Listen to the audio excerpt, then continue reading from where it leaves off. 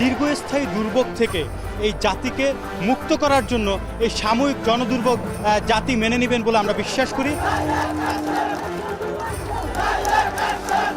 10 জুলাই 2024।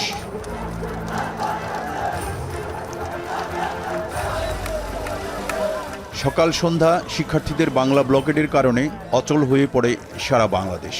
প্রয়োজনে অফিস আদালতেও ব্লকেডের হুঁশিয়ারি দেয় শিক্ষার্থীরা।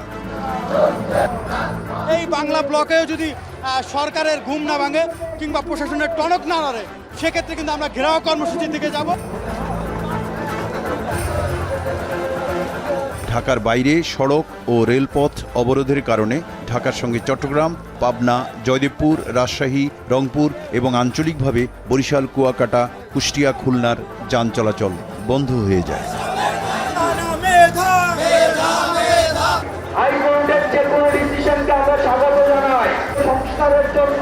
আজ আন্দোলনের অন্যতম সমন্বয়ক হাসনাত আবদুল্লাহ বলেন, আমাদের দাবি আদালতের কাছে নয়, নির্বাহী বিভাগের কাছে।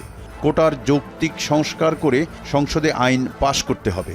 যতক্ষণ সেটা না করা হচ্ছে ততক্ষণ পর্যন্ত আমাদের আন্দোলন চলবে। নির্বাহী বিভাগ থেকে এই সমস্যার যৌক্তিক সমাধান করবেন, কমিশন গঠন করে দিয়ে বৈষম্যমূলক কোটা বাতিল করে 4টি কোটার যৌক্তিক পুনর্বন্টনের মধ্য দিয়ে সংস্কার করবেন। ততক্ষণ পর্যন্ত আমরা রাজপথ ছাড়ব না। এদিকে সরকারি চাকরিতে নিয়োগে কোটার বিষয়ে 4 সপ্তাহের স্থিতাবস্থা জারি করেন আপিল বিভাগ। এই বিষয়ে পরবর্তী শুনানির জন্য 7 আগস্ট দিন ধার্য করা হয়। আন্দোলনের নামে জনজীবনে কোন প্রকার আমরা মেনে নেব না। রাস্তা বন্ধ করে জনদুর্ভোগ সৃষ্টিকারী সবার সমাবেশ আমরা মেনে নিতে পারি না। অন্যদিকে আওয়ামী লীগের সাধারণ সম্পাদক ওবায়দুল কাদের বলেন, আদালতের সিদ্ধান্তই চূড়ান্ত সিদ্ধান্ত। আদালতের নির্দেশনা অনুযায়ী মানুষের দুর্ভোগ হয় এমন কর্মসূচি পরিহার করে শিক্ষার্থীদের শিক্ষা প্রতিষ্ঠানে ফিরে যাবার অনুরোধ জানান তিনি।